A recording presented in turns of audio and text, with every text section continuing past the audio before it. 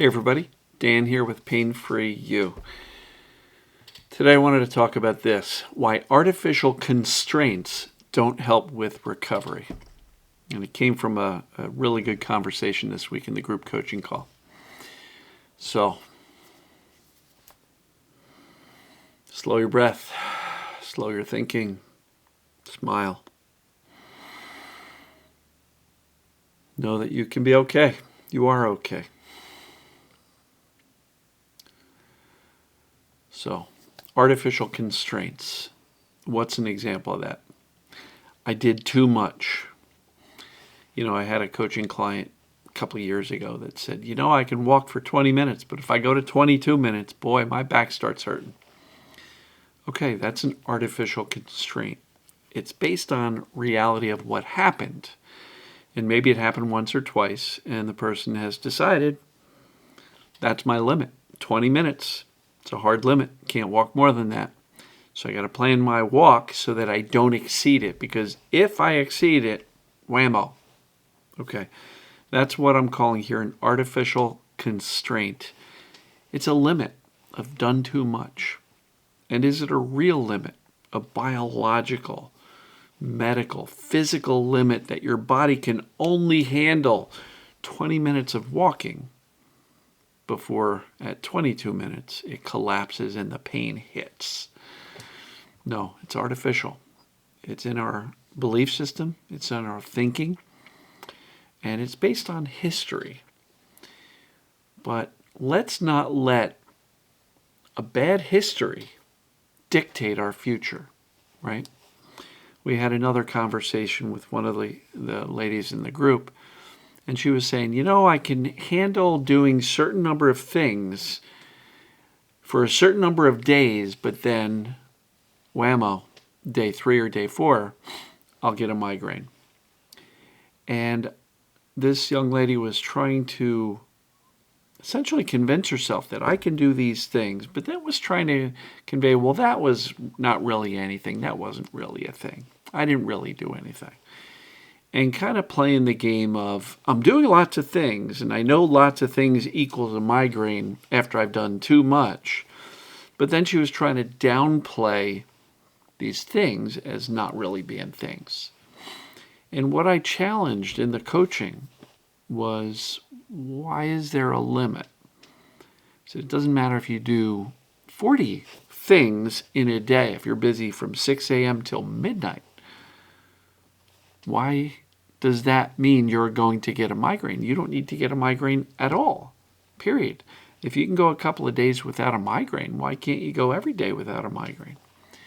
And when we look at it under the umbrella of perceived danger being the trigger that turns on symptoms like a migraine or like back pain, perceived danger is the challenge. It's not necessarily doing too much. So how many artificial constraints do you have? Now, I'm not saying we can't overdo it, and we can't strain ourselves. For me to try to run a marathon tomorrow, that's not an artificial limit. That's a hard limit because I'm not trained for it. But things like, I've done too much. I went to the grocery store and then I stopped at the mall and then I had lunch with a friend and I got symptoms. I did too much. Well, where does the too much belief come from? A crappy past. Don't let a shitty past define what you're capable of doing in the future. Because if you always base what you're capable of and willing to do moving forward based on the experiences that you've had in the past where symptoms came up, because of a misperception that you were doing something dangerous, it's going to be really hard to move forward and convince this overprotective, scared brain that you're perfectly okay whether you do 2 things today or 20. Those are artificial constraints, and all those constraints do is put a limit that says there is such a thing as too much, and if I exceed that, I'm going to crash. I'm going to crash and burn. Now, I'm sure there's some people in the fatigue world who say, yeah, Dan, but I do too much, and I do crash, and the crash can take me out for a while. Yep. But where's the undercurrent belief behind all of that? Well, you've probably spent some time in the bad neighborhoods of the fatigue world, the CFS world, where they tell you there's a hard limit, don't do too much, go very gradually, and if you do too much, you could crash for months.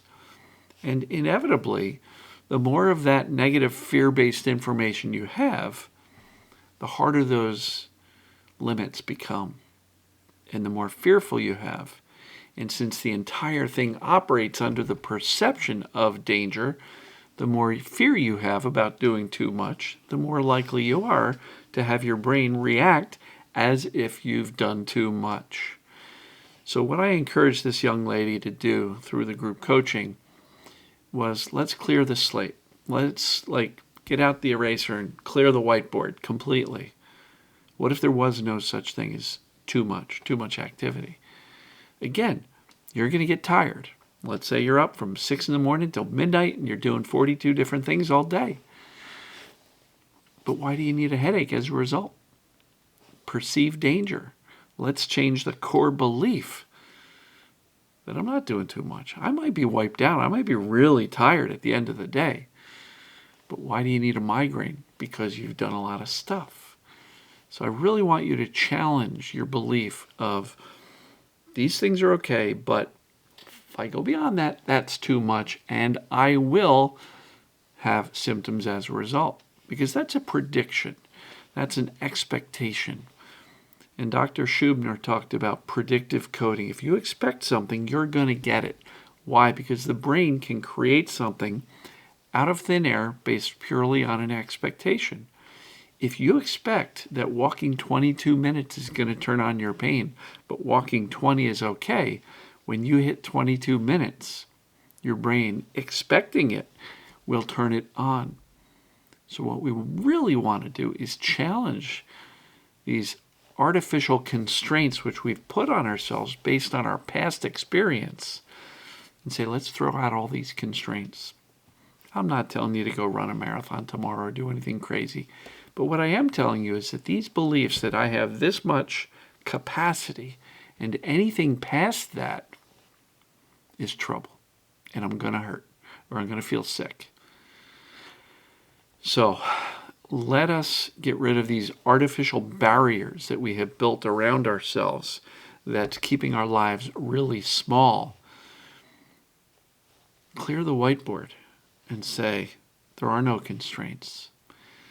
You might be tired, but there's no reason to hurt because you also already understand that your symptoms are created by the brain's perception of danger. And since you've done the assessments and ruled in this mind-body concept, you know that the danger is perceived, not actual. So therefore, there's no such thing as doing too many things today and paying for it tomorrow with a migraine because I did too much yesterday. Does that make sense? Comment below, how many artificial constraints have you built around yourself? How many barriers have you surrounded yourself with that says, don't you go outside of this because if you do, you're going to pay for it? That's a fear-based statement, isn't it? And fear is perceived as danger by the brain, and perceived danger is what turns on symptoms. So why should we live as if these artificial barriers that we've created out of a crappy past are actually rules that we need to live by for the rest of our lives? Because if you want to lead a life with no limitations, let's take a note of what limitations we're living with and toss them out because they're not helping you. They're not aiding in your recovery. And look, let's say you do step beyond what you originally perceived as an artificial barrier. And let's say symptoms do come about. What do you do then? Don't say, I knew I was right. Dan was wrong. He told me to do more. I did more. And whammo, I got caught. I'm not going to listen to Dan again.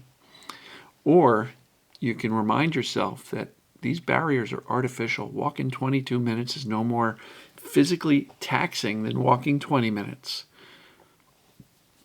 And if you're doing something beyond this artificial constraint in your head and you get symptoms, that's a perfect opportunity to teach your brain something new. Hey, brain, what are you doing? I'm busy. I'm tired, but there's no reason for a migraine. There's no reason for back pain. There's no reason for me to feel sick. There's no reason for fatigue just because I did a little more today. If symptoms come up when you cross that artificial barrier that you've set up in the past based on your past experience, that is a wonderful learning and teaching opportunity for you to say, nah, brain, we're not playing that anymore. No reason for it. And the less fear and the less attention you give this symptom, if it shows up, the more your brain's going to take that as a corrective learning experience. So play around with this stuff. Let's take these constraints that you've built, toss them out, shred them, burn them, clear the whiteboard, whatever you got to do. Start to expect that you can do more. Expect a good outcome. What if it all works out? And if symptoms show up, say, see, the brain's still operating on the old program, the old belief system, but we got a new belief system, which is, I can do more. I can do a lot more, but it doesn't have to cause symptoms. I can do a lot more, and I might be tired, but I don't have to hurt. I don't need a migraine. I don't need back pain. More does not mean danger in reality. More just means your brain's going to question it. Are you sure you should be doing that, Dan? And even if the symptoms show up, by crossing that barrier, that's a perfect time to say, nope, I'm actually good.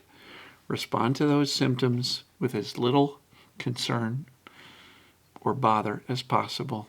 More indifference. Okay, so what? The brain is learning. We're recalibrating. And we're going to do that by going beyond the barrier. And look, folks, this can go for going beyond your 3 foods that you allow yourself to eat. More foods, more exposure to things, going outside, seeing the sunlight, dealing with EMFs from your phone. It doesn't matter what your constraints are or what these barriers are. They're artificial based on belief and fear based on past experience.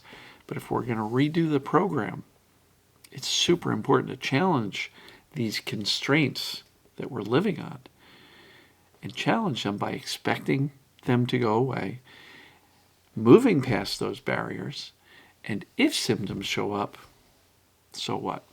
Oh well. Being as unbothered as possible, then repeating, and then repeating, and repeating over and over again.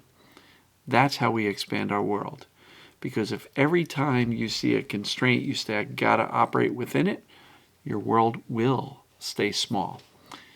And I don't think anybody here wants to stay small. We want to live and do what we want to do, not what we think we're capable of before we crash and burn. So I hope this makes sense.